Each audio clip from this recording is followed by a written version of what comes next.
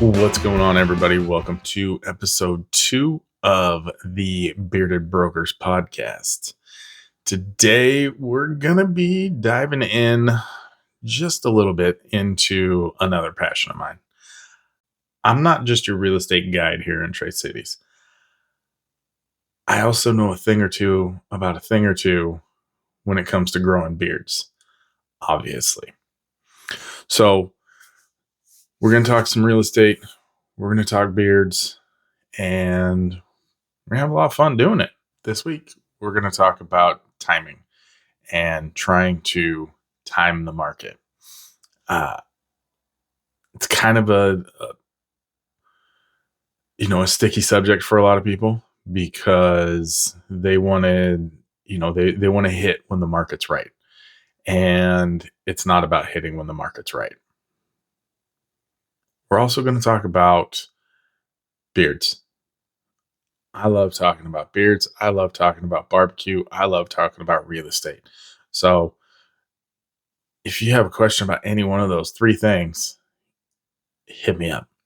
But let's dive in. Let's take a look at the market in Tri Cities as a whole. Sales, the number of sales is up right around 30% over the last few years. The average price is up almost 9%. The average price per square foot is up 7.5%. There's a lot of things driving that increase in sales and average prices. The job market here is pretty good, and people are moving here for those jobs.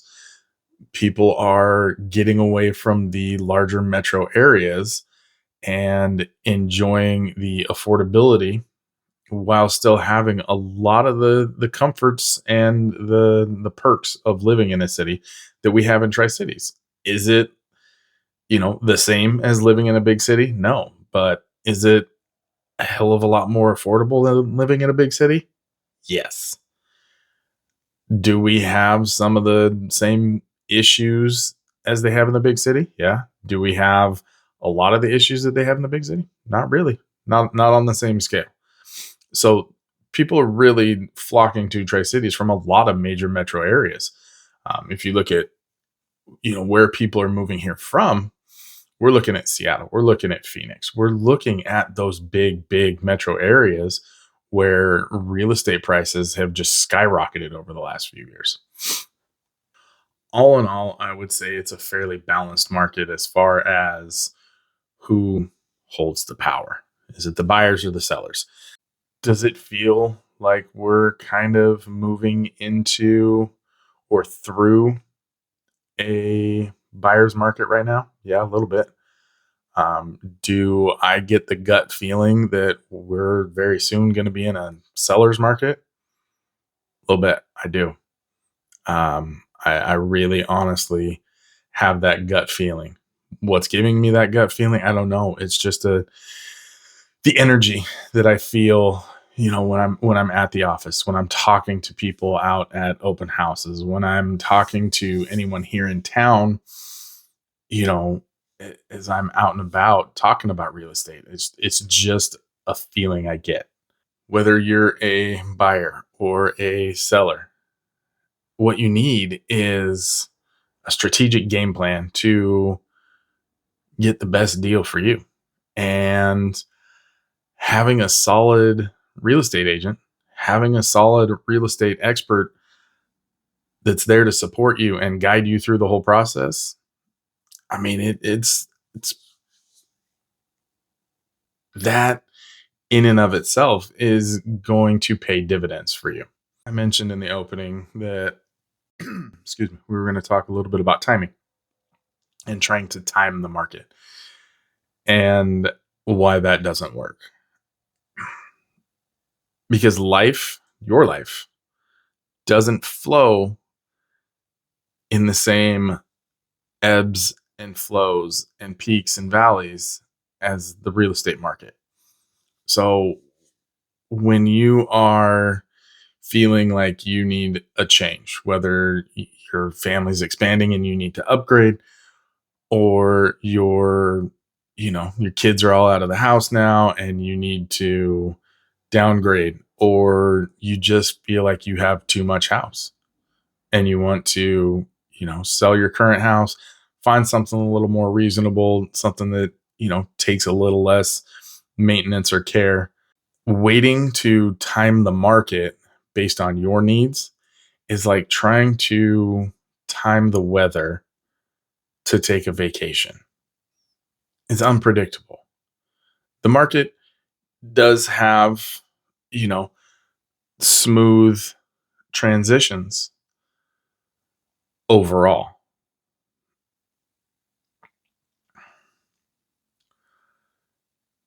but it's all in all, it's unpredictable.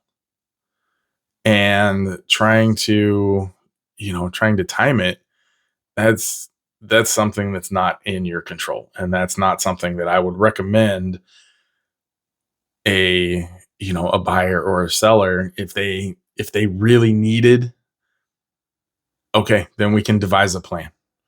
We can come up with a strategy. We can we can make it work based on the needs of you, and not the market. I mean, if it is a situation where the market in your area, in your neighborhood, has shot up and you're like, okay, I'm going to take advantage and I want to, I've been thinking about getting out, then yeah, then those stars did align. But a lot of times you're not going to be able to time the market based on the season of life that you're in. So it's always a good idea to work with a good agent. This guy, um and have them work out a strategy that's specific for you, that works for you, that works for you and your family, that works in a way that you know that you want. I hope that makes sense. If not, let me know. Drop me a comment, send me an email, send me a text message. I just, yeah, if that didn't make sense, let me know. We're going to switch it up a little bit. I'm going to talk about one of my favorite things to talk about just for a little bit. Not a whole lot of time, but just for a little bit. We're going to talk about beard care. I get asked probably 4 or 5 times a day, how do you get your beard so long? Or how long have you been growing your beard? Or what do you use in your beard? Well, for the last, I would say 4 or 5 years, I've only used one product in my beard, or one product line in my beard, and that's Big Sexy Beard Brand. They're a company that cares about the quality of ingredients that they use. They're a company that cares about the people that use their products.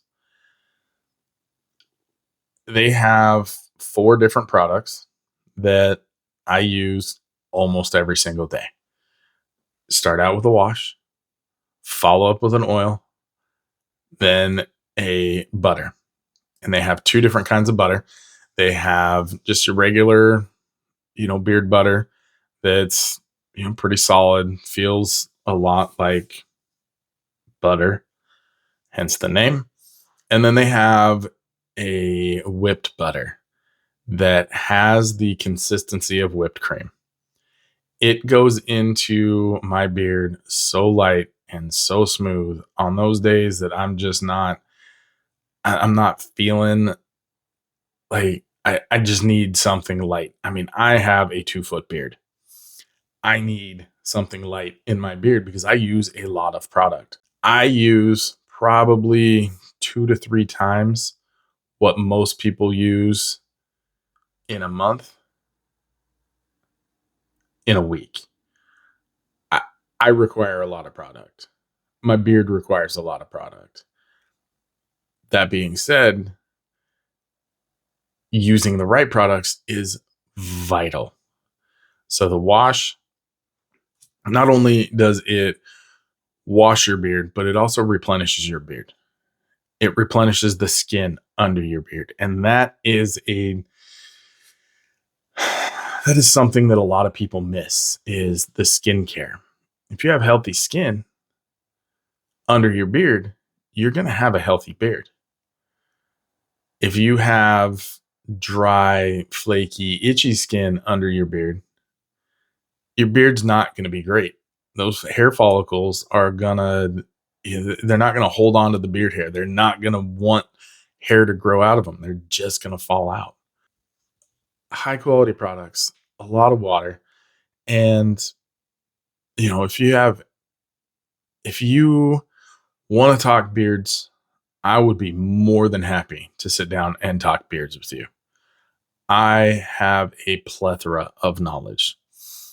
I have used a ton of different products, and Big Sexy Beard Brand is far and away the best product that I have ever used in my beard. And I'm pretty certain that other people think so too, because I got a national title. So I'm the reigning Shenandoah, which is full beard, no mustache, length over 12 inches, national champion. So it makes sense that I would, need good products in my beard to take care of it and to show up at a national championship and beat out last year's, not last year, but 2023's national champion and beat out 2023's second place. They were both there. I beat them both. I owe a lot to Big Sexy Beard Brand, not just the products, but the people. And that's one of my favorite parts about the company is the people who own it are legitimately some of the best people that I have ever met. They're caring, they're loving, they're selfless, they are hardworking people who just want others to have a great beard. And it is amazing to see where they're headed in 2025. It's going to be exciting for them, and I couldn't be happier. And to even be affiliated with them, I'm just super humbled. All right. Before we wrap up, I want to thank everyone who listened to the first episode, everyone who shared the first episode, and everyone who sent me messages on the first episode.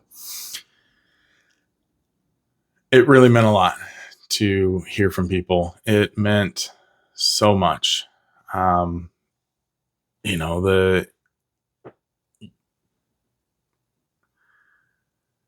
getting on camera isn't something that came very naturally to me, and getting behind a microphone, definitely not something that came naturally to me.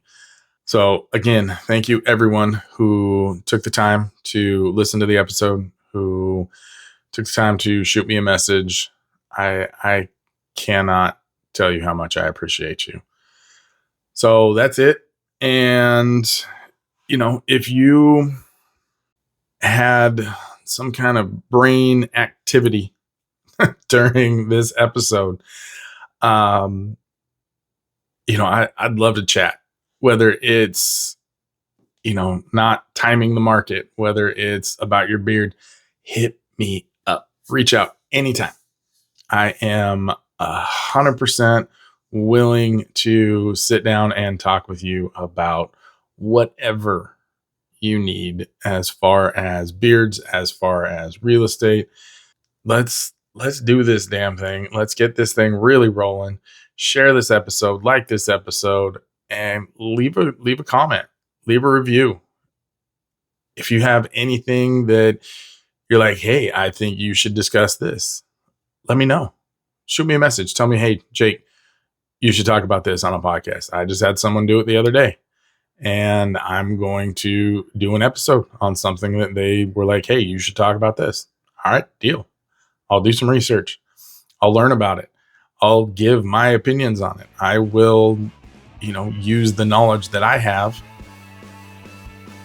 find additional knowledge, use additional resources, and then come in and give you the information in, maybe a different view than you would get if you just went and read something on the internet or listened to someone else. Thanks again for tuning in. See you next week.